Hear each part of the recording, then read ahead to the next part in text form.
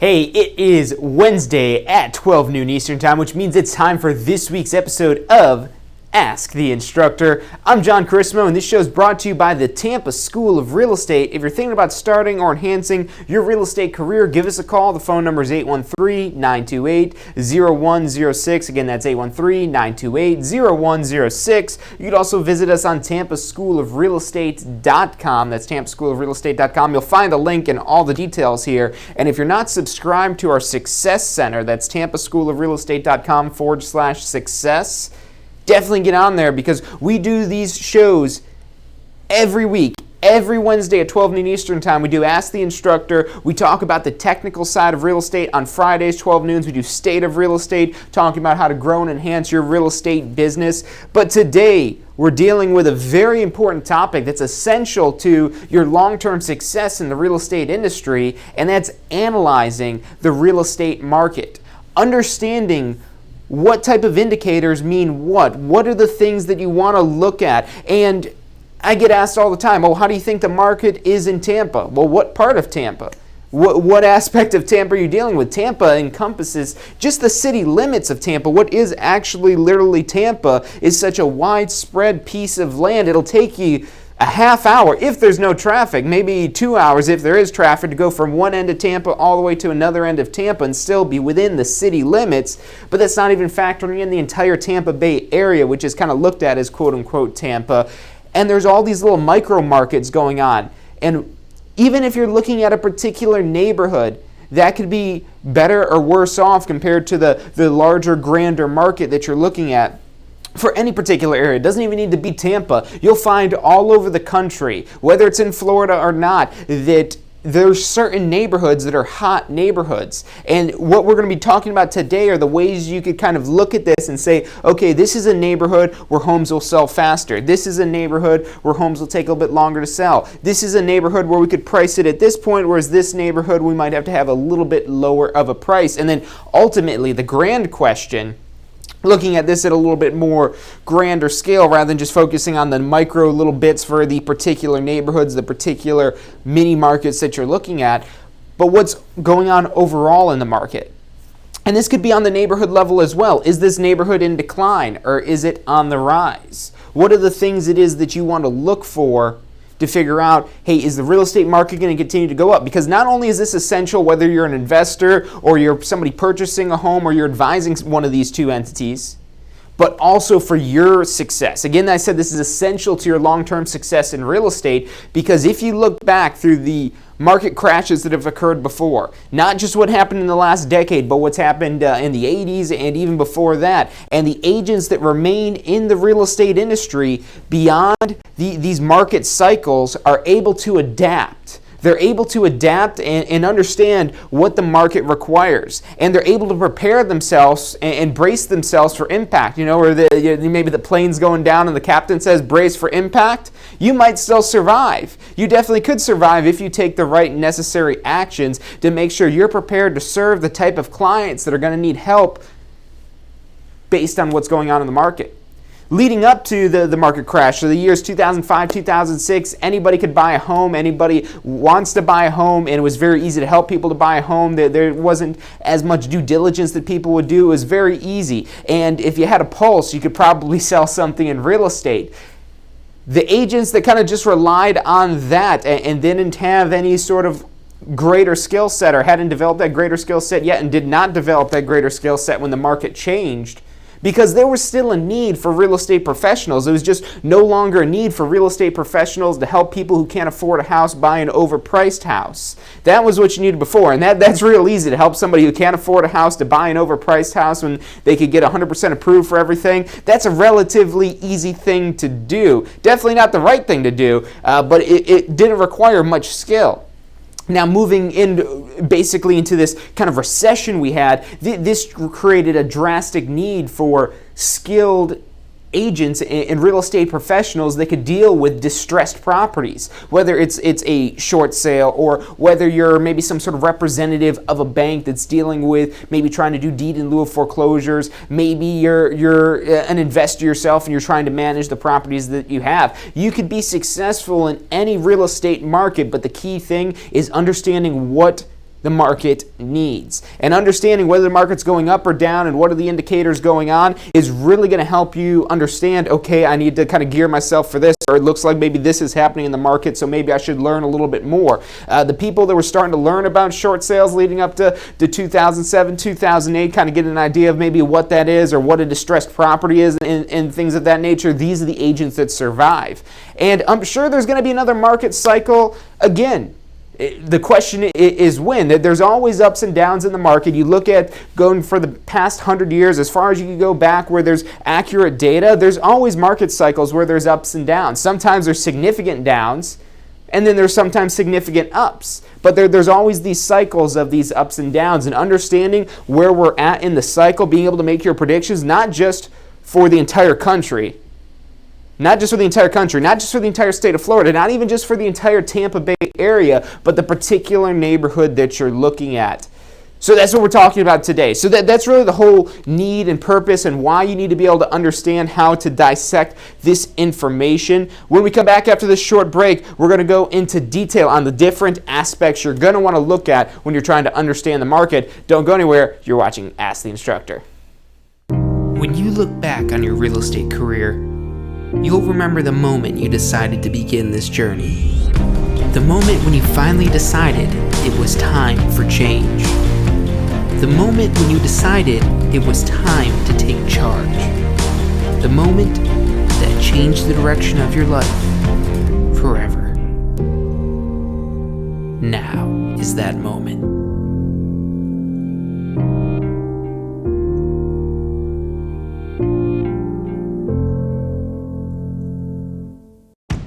Need help preparing for your exam?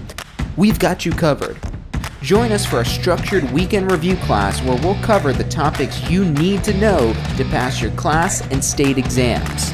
Class sizes are limited, so reserve your seat now by calling 813-928-0106 or registering online at tampaschoolofrealestate.com. Have you been thinking about starting a real estate career, but are struggling to find the time to go back to school? Allow us to introduce our revolutionary online course platform. At the Tampa School of Real Estate, we have used our years of education experience and student feedback to bring you the finest and best online course. Visit tampaschoolofrealestate.com. That's tampaschoolofrealestate.com, or call us at 813-928-0106. That's 813-928-0106 to learn more and register for our online course today. After the show, be sure to visit tampaschoolofrealestate.com. Again, that's tampaschoolofrealestate.com, where you'll find all the information you need to start your career in real estate.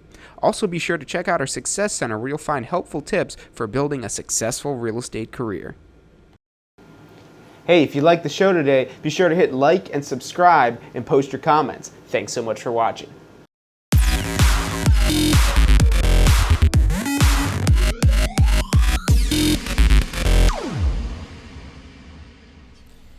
Hey, welcome back to this week's episode of Ask the Instructor. Every Wednesday at 12 noon Eastern Time, I, John Charisma, on behalf of the Tampa School of Real Estate, come to you to help you understand the technical side of the real estate industry.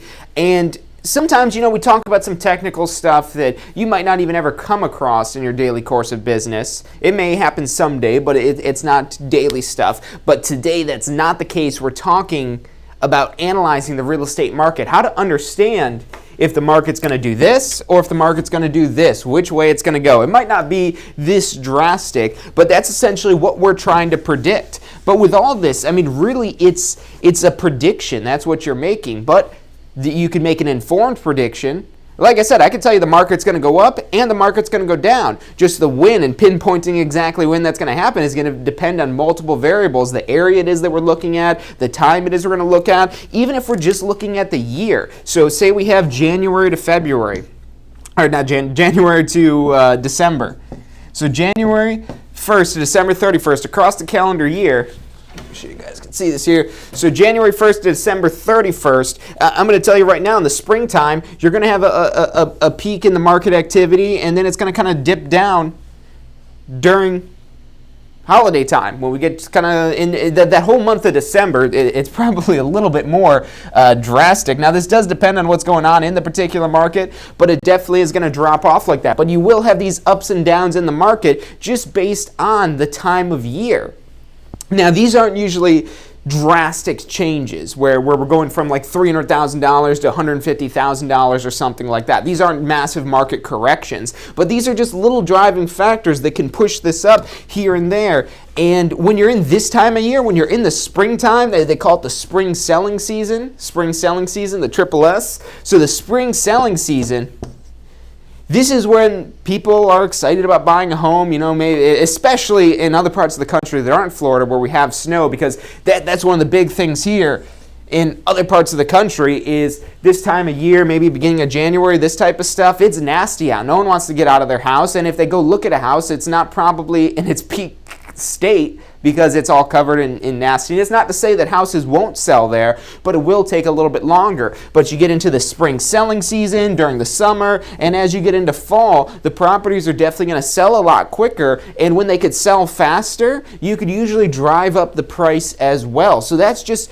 a very small detail. And what you could do, and what I challenge you guys to do today, because this show that we're doing today on analyzing the market, this isn't meant to tell you the market's going up or the market's going down. This is to teach you and train you on how to just look at some of these basic fundamentals and basically pull some reports, pull some data from your particular market so you could understand where you're at in this cycle. Now, the January to December thing, I mean, this is pretty much a rule of thumb anywhere you go. Now, in Florida, it's a little less drastic during this winter time, although there definitely is a drop-off. But like I said, if you're in a snowier part of the world, of the country, whatever it may be, that's where you'll see a more significant drop-off here. So that's just one way to look about this here, is just the time of the year. And that's pretty universal, like I said, anywhere it is that you are, that you'll have these different changes. Now, if something's a good deal, it'll definitely sell here. It just would sell a lot faster if it's during that spring selling season or the summer selling season. The two S's, those are selling seasons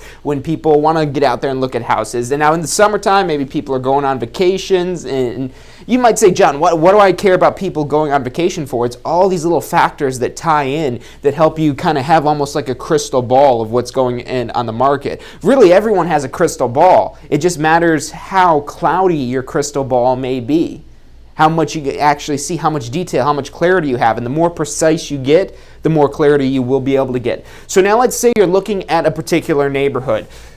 So let's just talk about that, how to analyze the neighborhood, because you have to be able to analyze a neighborhood before you can kind of understand anything about how the whole entire market is going to be going up and down over time. And when you're looking at a particular neighborhood and you start to see patterns across multiple neighborhoods, that's already going to clue you in on what's going on. But now when you're looking at a particular neighborhood, what I would recommend first and foremost, number one, checking the inventory.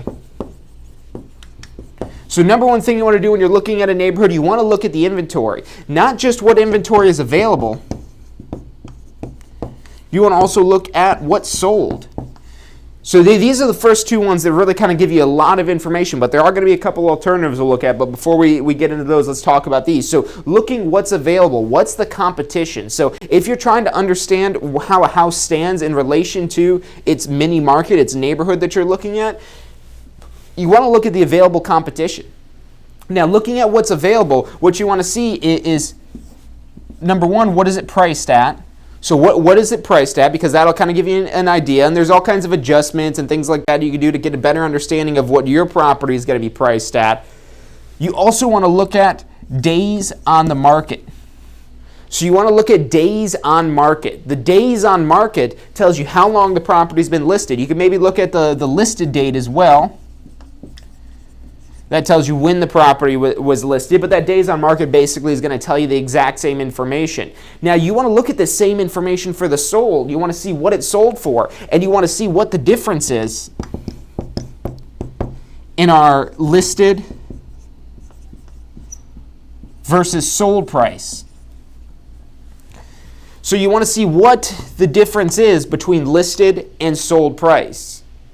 Was it listed for $300,000 but really sold for $250,000? That's a pretty significant drop we would have in the value of the property. So that difference is really going to tell you a lot. Maybe, and this is usually rare even in a great market, but maybe the sold price is actually higher than the listed price. And that's going to tell you this is a phenomenal market. And it's just these little pieces of information here. The more you can kind of look at, even if you're just looking at these manually on paper, okay, this listing was this listing was this, that's going to help give you an idea. You could even get more technical about it, plug this information into a spreadsheet and try to see what an average percentage is. There's all kinds of reports you could pull in the MLS system that basically do a lot of these calculations for you. But ultimately what you're looking at is this difference between the listed and sold price. You also want to look at the days on the market. The days on the market is going to be huge and usually these are going to go together. The more days on market you have, the longer the property's been listed. That's typically going to be when we have a bigger discrepancy between the listed price and the sold price. So being able to kind of predict what type of market it is that you're in and whether or not you can maybe push the envelope for a little bit higher price on a property, or maybe you're going to have to say, okay, you know, we really need to kind of cut the price because this neighborhood, it takes a while for the properties to sell. You also want to look at what's called expired listings. So you could pull the expired listing inventory. Expired listings are properties that were listed and then basically never sold. The listing expired before the property sold. This is bad.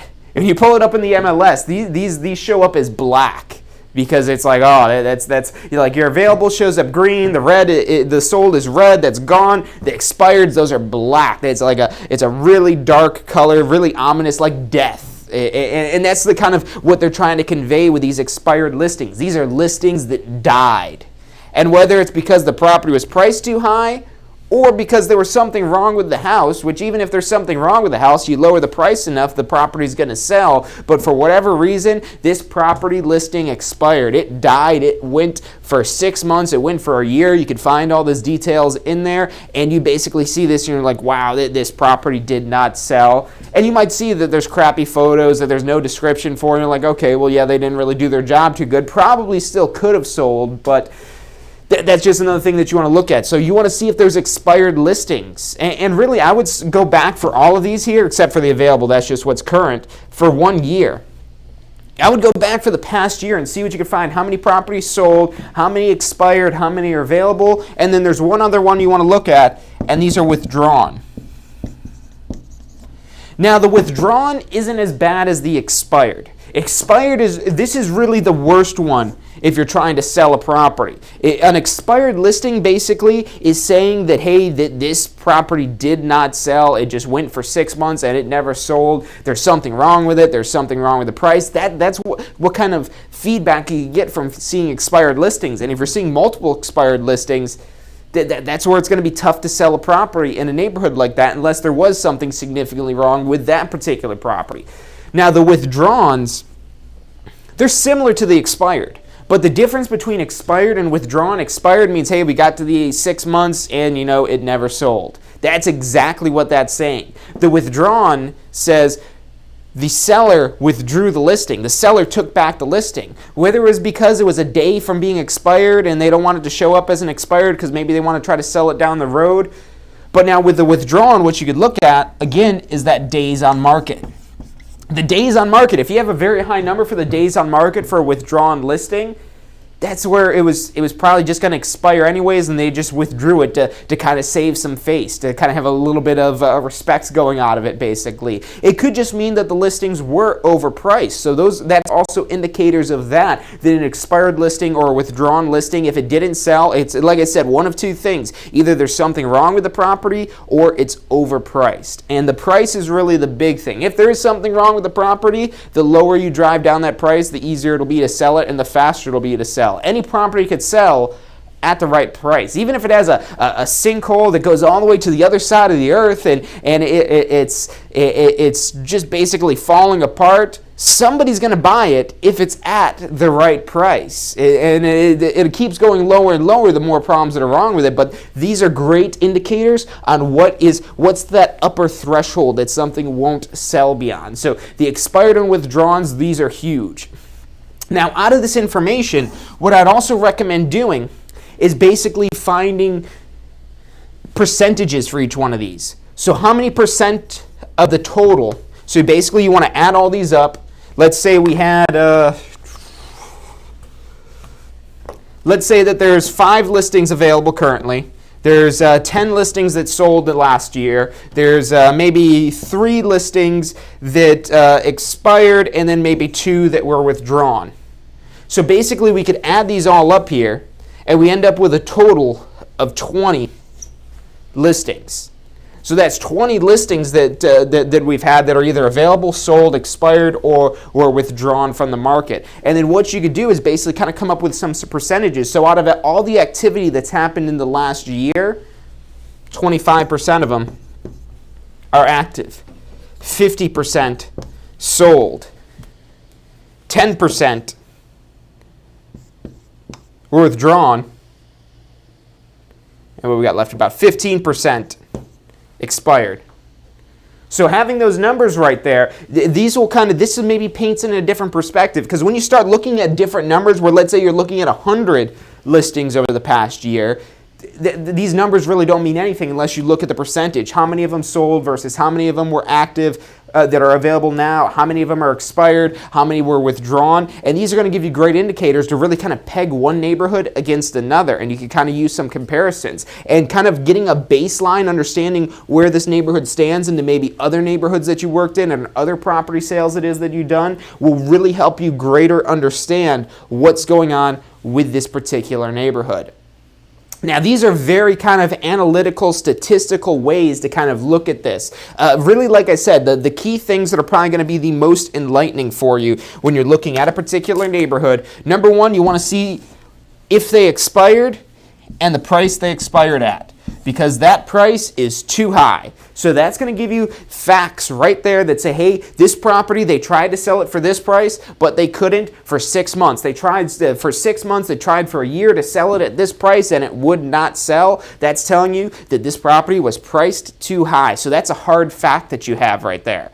Now, it could be because there are maybe some differences between the property you're looking at, and you do some adjustment type of things and whatnot, but the hard, cold fact is this price of this property for however long, 6 months, a year, 3 months, however long it was listed for, they tried to sell it for that long, and it was too overpriced for what it is that they were selling. So that's a huge indicator, and that's one of the key things you want to look at. If there's a lot of these expireds, that means regardless of the price, or even if you have a wide array of pricing, if there's lots of expireds, that's telling you that people don't want to buy in this neighborhood. And you could look at this across your entire market as well. You could look at this across the entire market rather than just a particular neighborhood. Now, you have a greater margin of error if you're looking at these statistics across the entire state of Florida or the entire Tampa Bay area, as opposed to just a single neighborhood where you have a little bit more kind of dialed in numbers here.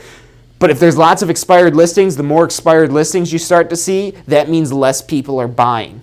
Whether it's in this particular neighborhood or it's an entire market it is that we're looking at. Expireds, that's one of the key things. That's a huge red flag the more expireds you see. And that's why these percentages are going to help out, because maybe 3 expireds aren't that bad. I mean, 15% of the properties when expired, okay, yeah, that's not a bad thing. But if this were 50% of the listings were expired, okay, whoa, we've got a problem here. That's where it's going to be a lot harder to sell a property. That's where you can kind of tell that buyers are retreating. And when buyers start to retreat, when the buyers are basically saying, no, I'm not buying, that's where you'll start to notice. Now we're going to be talking about like kind of the greater scale of things here, but when the buyers start retreating, this is going to be where you start to have the market start to go down. And maybe at a certain point the buyers will come back. So if the buyers start retreating away at this kind of peak in the market, that'll drive your prices down. And then maybe after a certain price point, the buyers are going to come back. So you see how these little statistics that we're looking at here will really help you make overall predictions for the entire market. Because when you start to see more expireds, that means buyers are retreating. Buyers retreating means the market is probably going to go down. I'm tempted to say it will go down, Doesn't necessarily have to. Maybe the buyers come back for some other reason, because there's all kinds of other factors we'll have to pull into this that aren't related directly to these statistics of the inventory in the neighborhood. But this inventory that you've heard the saying before, numbers don't lie. These are our numbers. They're not lying to you. That house sold. All the information in the MLS, it's required to be 100% accurate, and realtors can get fined for putting inaccurate information in the MLS. So you have a very accurate database of information here to kind of understand the inventory in the market and what's happening with this product. It's the same thing if you have some sort of restaurant or retail store. The management is going to pull reports on what items are selling, what products are selling, what's selling and what's not. And the things that aren't selling, that's our expired product. And when a product expires, that's a bad thing. You get too much expired product, that means the market's going to go down. Now, the market going down, like I said, doesn't necessarily mean that there's some sort of problem and you can't make money in real estate, because like I said, when you have market corrections, you just have to understand what the different needs are at this lower price point. If you have the value of properties start to go down, that's where you're going to see more distressed properties. People might start going into foreclosure. You might see short sales, but that's where investors come in. These maybe aren't necessarily the same buyers coming in here. These aren't going to be the same people looping back around here, because when the market goes down like this, people start to get scared and they don't want to purchase something for their home if it's been going down in value. They'll wait to see it going up in value. It's such a crazy thing. You go to any store and you see something on sale and it makes you want to buy it. You go to the grocery store and they got buy one, get one free offers, stuff on sale. You're like, ooh, I got to get this. I really don't need it, but I'm going to buy this item because it's on sale. Real estate goes on sale, however. The only people saying, ooh, let's cash in on the sale are investors. The general public, the retail types of consumers, they don't want to buy when items are on sale. So you'll have a different group of buyers that come in at this point. And it's kind of hard to tell for someone exactly what's going on with this larger scale here. This is the stuff that's kind of cluing you into this here. But when we come back after this next break, we're going to get into some more details of some of these other factors you could look at. The inventory is the number one thing that's going to help you understand what's going on in your market at any given point in time, but there's other factors you have to take into account as well. So stay with us. You're watching Ask the Instructor, and hey, if you don't want to watch the commercials, put some comments in. Let me know what you guys are thinking, what questions you have on this information. We would love to answer them. When you look back on your real estate career, you'll remember the moment you decided to begin this journey. The moment when you finally decided it was time for change. The moment when you decided it was time to take charge. The moment that changed the direction of your life forever. Now is that moment.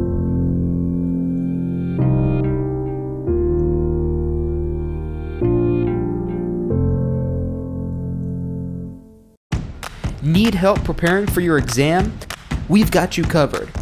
Join us for a structured weekend review class where we'll cover the topics you need to know to pass your class and state exams. Class sizes are limited, so reserve your seat now by calling 813-928-0106 or registering online at tampaschoolofrealestate.com. Have you been thinking about starting a real estate career, but are struggling to find the time to go back to school? Allow us to introduce our revolutionary online course platform. At the Tampa School of Real Estate, we have used our years of education experience and student feedback to bring you the finest and best online course. Visit tampaschoolofrealestate.com. That's tampaschoolofrealestate.com, or call us at 813-928-0106. That's 813-928-0106 to learn more and register for our online course today. After the show, be sure to visit tampaschoolofrealestate.com. Again, that's tampaschoolofrealestate.com, where you'll find all the information you need to start your career in real estate. Also, be sure to check out our Success Center, where you'll find helpful tips for building a successful real estate career. Hey, if you liked the show today, be sure to hit like and subscribe and post your comments. Thanks so much for watching.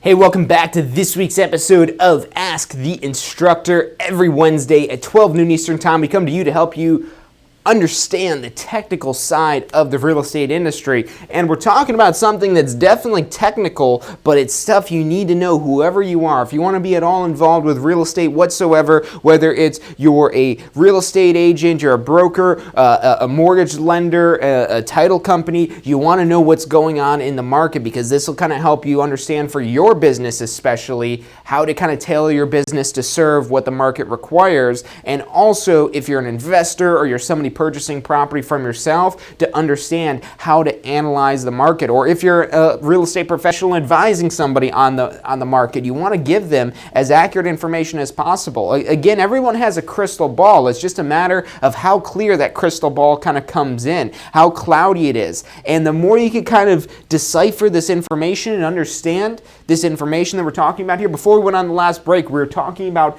inventory. Any sort of business, when they want to understand how it is that they're doing and what items are performing and whatnot, they'll see their inventory. What do they have on hand? What do they have that's sold? How much of this inventory has expired? How much of it has gone bad? They tried to sell it, but it was overpriced, basically. All this information is really the numbers don't lie aspect of kind of analyzing the real estate market. And this works very good if you're looking at a very specific neighborhood, and you could apply the same concept when you're looking at an entire geographic area, maybe the entire Tampa Bay area or the city of Tampa, or maybe some of these larger sub-markets within Tampa.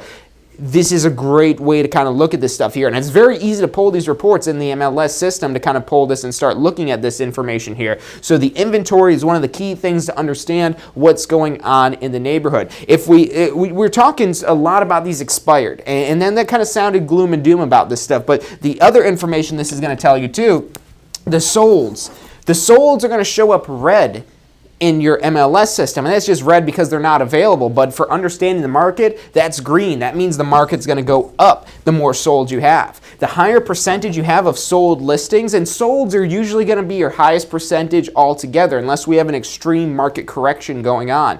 Kind of like how we had back in the 2008 to 2007 time period. That's maybe where you see an extreme market correction where this number gets very low for sold listings, and the available as well as the expireds and the withdrawns get significantly higher. But as long as you have a strong sold percentage, that's usually a strong indicator that the market's going to continue to go up. Now, how do you predict what's going to happen in the future? How do you predict whether it's going to continue going up like this, or if we're going to have a market correction that takes the market down? The way you predict this is tracking this. Just like how meteorologists, when they want to try to predict what happens with a hurricane, with some sort of storm, they're tracking it. They're tracking the system. They're tracking what's going on. They're seeing, is this number going up or is this number going down? Because if the number's going down, if our sold is going down or expireds are going up, that's telling us, hey, that the market's going to start doing this. But if this sold percentage is going up, if we're seeing this sold percentage going up, and not just looking at these percentages, but we start to see the days on market going down, the days on market going down and the sold percentages going up, those are good, strong indicators that the market's going to continue to rise. The expireds going up and the days on market going up, that's going to be indicators that the market's going to be going down. So like I said, these numbers aren't going to lie to you. Now, there could be other factors that are coming into this as well. So the other factors that you want to pay attention to, and this is, so remember, numbers don't lie. These numbers don't lie. There's something going on, but there may be a reason behind it. That's where you take more of, let's say, a qualitative look at things as opposed to just the quantitative side. The quantitative side is very direct, very to the point. You could kind of maybe manipulate these numbers and statistically kind of skew them, certainly, but these numbers are what they are. You can't change the fact maybe that a neighborhood's not selling, but maybe you could better explain why a particular neighborhood's not selling, or maybe why this particular neighborhood is on the rise. So other market indicators. Now, like I said, the first thing you always want to look at is the inventory. You look at what's going on with the inventory, that's going to be your best indicator. Because when this happens here, when the market's going up or the market's going down, it doesn't really matter so much why it's going up or why it's going down. What's important is that it's going up or that it's going down. You could rationalize why it's going up and why it's going down.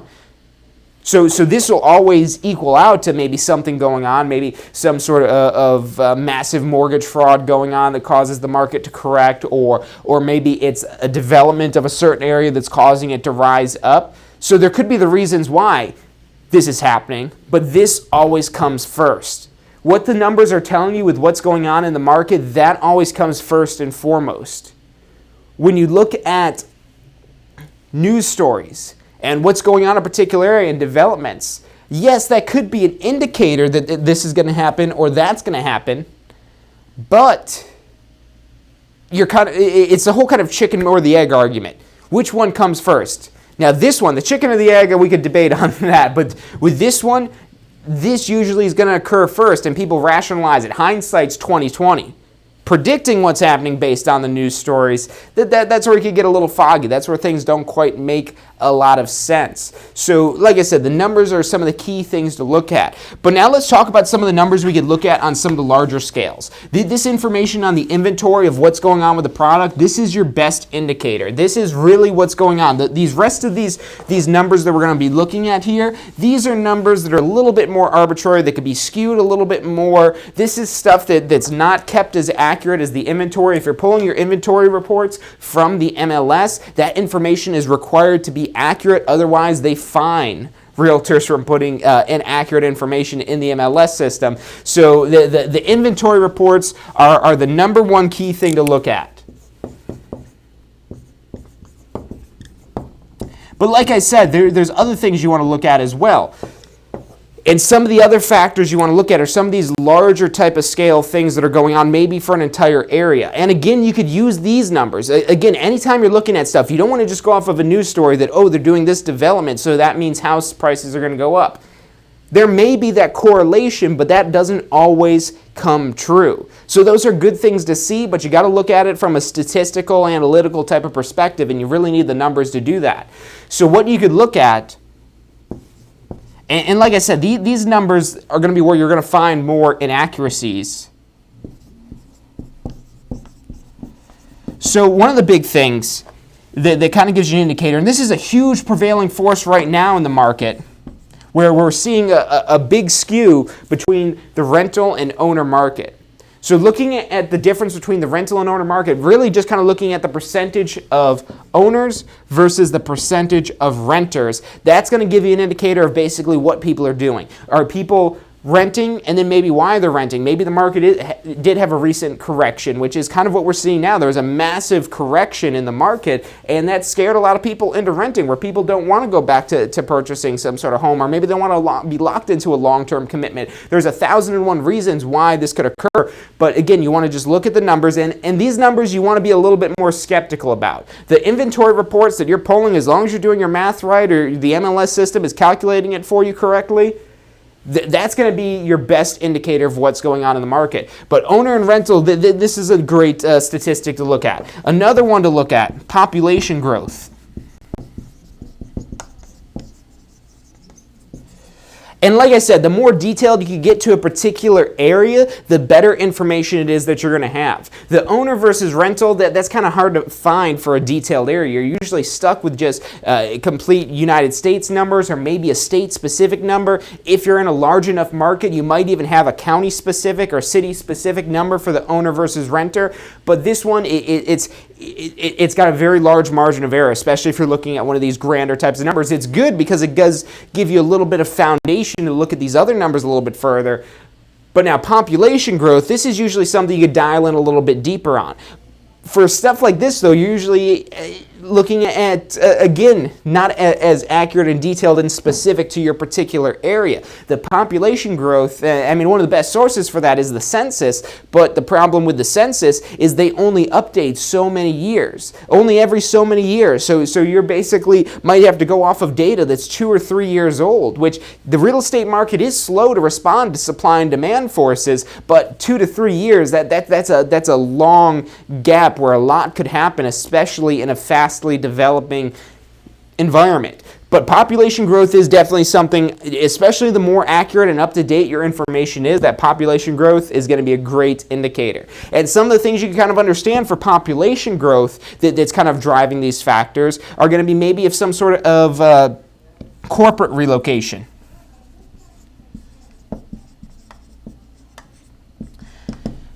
So corporations are always moving their headquarters around to places that are maybe offering better tax benefits. That's a huge thing with Florida, and why so many corporations headquarter out of Florida, so they could reap a lot of the tax benefits that we have, since we don't have any sort of state income taxes. So corporate relocation is a huge factor. And if you start to see corporations relocating to your particular market, that's going to be something where, again, this is something where you can't put numbers on it so much. Maybe you see that this corporation is relocating to the Tampa area and they basically have 3,000 employees that are coming to the area.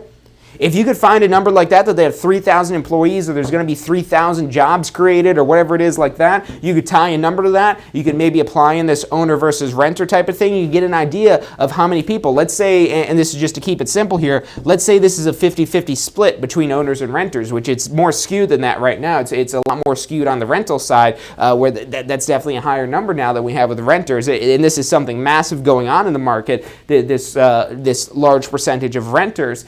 But let's say it was a 50% number. That'd basically mean that out of these 3,000, about 1,500 new houses are going to be required. New households basically would be required.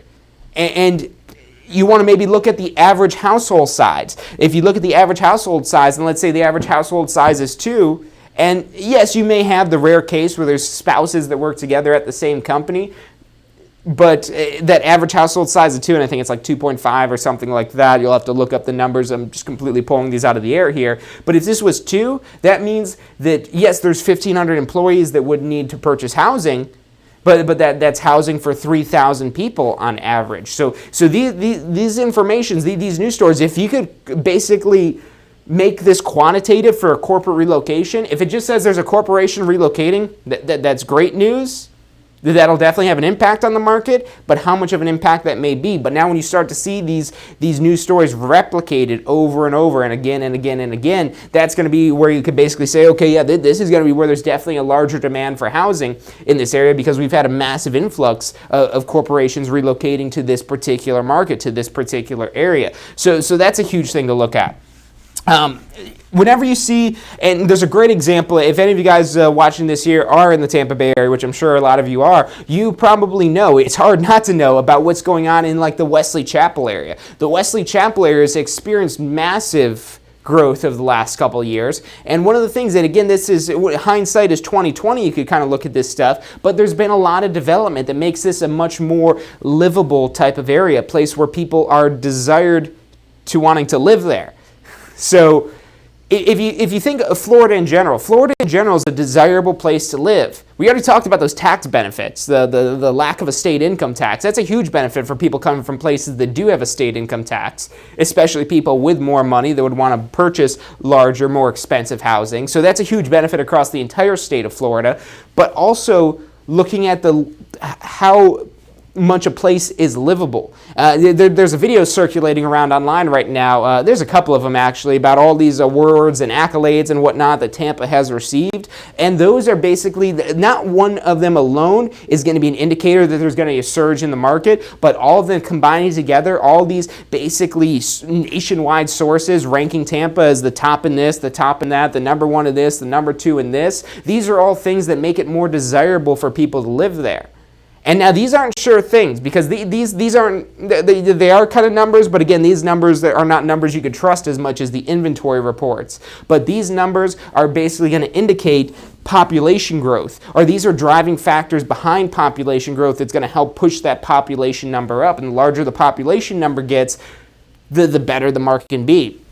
Now, speaking about these demographics again, and we already kind of mentioned this one, but household size is a good one as well.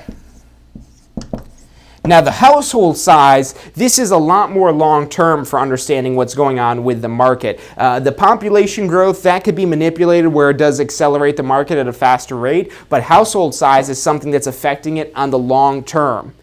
And if you think of, everyone's probably heard of the baby boomer generation, and the baby boomer generation is really what kind of gave birth, not necessarily created this concept, but really kind of exploited this concept and made it what it is today of suburbia. So that this whole kind of suburban landscape was really validated by the increase in household size that was occurring from baby boomers. So baby boomers, people were coming back from World War II, and they're happy that they're back in free land, and we're all like high off of war, basically, where we had all like this profit from war and whatnot, and there's money circulating all over the place. We could do a whole nother episode on the circulation of money. Matter of fact, there is another episode on the circulation of money. Go back and watch the episode on the Federal Reserve. But with the Federal Reserve, they manage our money supply. And when this money starts to circulate, the faster this money circulates around, because you think about when people get paid, they don't hold on to that money. They go take that money and spend it at the grocery store, spend it on vacations and trips. So that money gets recirculated. And the faster this money starts to circulate, the faster this money is circulating, the more that kind of stimulates the economy. And it could be war. I mean, as terrible as war may be, that money starts circulating more, and that is something that could stimulate the economy. Maybe not necessarily the best way to stimulate, probably one of the worst ways to stimulate the economy, but it's definitely something that could do it due to the circulation of the money. But anyway, so that's kind of going on, and the baby boomers, they wanted to start their families, they're back from war, and so on and so forth. So they're having children, and this created a demand for housing that wasn't in some sort of cramped urban environment. The cramped urban environment wasn't conducive to families, and that's where these baby boomers, somebody before that saw the need of these baby boomers, saw the need of them wanting to have housing that's more open, that's on a quiet street, that's more conducive to family life and whatnot. I know if we try to classify neighborhoods like that, it's a violation of the Fair Housing Act, but that's what the facts is. That's what the history and the facts actually show. So this household size increase caused the demand to shift from an urban area to the suburban market. It shifted from the urban to the suburban market. People were willing to commute because they're able to come home to their nice, quiet home in a quiet street, to have their kids playing in the front yard, the backyard, down the street at their friend's house, and so on and so forth. So that household size shifted the demand from urban areas to suburban areas. Now, in this day and age, we're seeing a reverse on that. You hear a lot about the millennial generation and the millennials, how they do this and that and the other. And if you look at this, the facts of what's going on with this here, there's definitely a decrease going on in the household size as it relates to people having children, because the birth rate has definitely gone down. The birth rate decreasing over time is causing a decrease in the housing size. And that decrease in housing size stimulates the more urban side, because one of the smaller household, people could live in these urban environments. But then you also have other factors affecting the household size. Maybe the millennials' parents, maybe their retirement is all messed up because of their 401k, or because of market corrections, or because of relying on Social Security, or whatever it may be. But there's maybe the factor that the parents can't afford housing, so maybe that's where they move in with their children. So that also affects housing size. So this household size is a huge factor that really kind of shifts the demand from one place to another. And it could be other things that cause these shifts. And really the only thing where there's really like new population being created is going to be through birth rate. That's the only time where you have this, and where the birth rate is exceeding the death rate, that's going to be where you have population growth.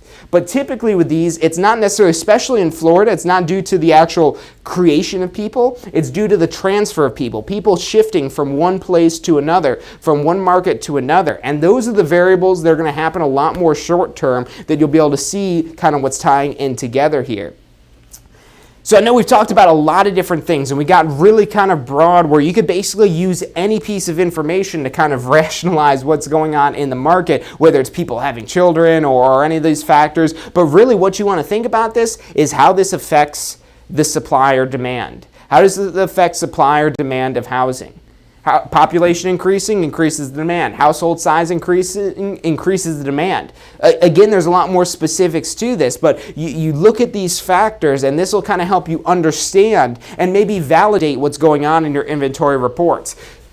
The key thing, and I want to stress this one more time, just in case any of you guys are just tuning in with this here, and if you did just tune in, make sure you go back and watch the rerun of this show. It's going to be available instantly if you're watching on the Success Center on YouTube or on Facebook. It might take a couple minutes after the live stream is over, but you'll be able to watch this in full and see everything that we talked about. But the number one thing, and even if you didn't have any of these other items, this alone is the best indicator you have of what's going on in the market, and that's inventory reports. What's going on in your market? What's happening with active listings? How long is it taking them to sell? What percentage of sold listings we have? What percentage of expired listings we have? What's going on in your market? Your inventory reports are essential, and understanding them and how to dissect them, that's where you can really translate this to a client, because where this is going to be useful for you as a real estate professional in the real world is when you're talking with a client about how they want to list their property and at what price they want to list that property at.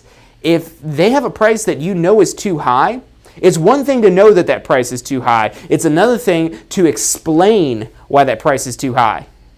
And unless you have a significant level of trust, which you probably don't if you're still there just trying to figure out how to price the listing on, unless this is like a close friend or family member, and even then they still might not trust you, but just saying, oh, that's too high, it won't sell, that's not going to be enough. You'd have to explain why and maybe start to touch on what's going on in the market and these inventory reports and whatnot. And you give that data, that quantitative information, and these numbers don't lie. These numbers, they mean something, but are they accurate? Are they up to date? That's going to be where you have problems with all these other pieces of information we're talking about here. But the inventory reports, if you do anything to try to understand the market, the inventory reports are the main thing to actually look at. And this is why it's so essential to be well advised when you're selling a property. You can maybe kind of wing your way through it, but you don't have access to the inventory reports that a licensed realtor with access to the MLS has. Because in those MLS reports, that's your most accurate information you're going to find pretty much anywhere. Any data that you find anywhere is probably not going to be as accurate as the information you find in the MLS as it relates to listings that are available, listings that sell, and so on and so forth.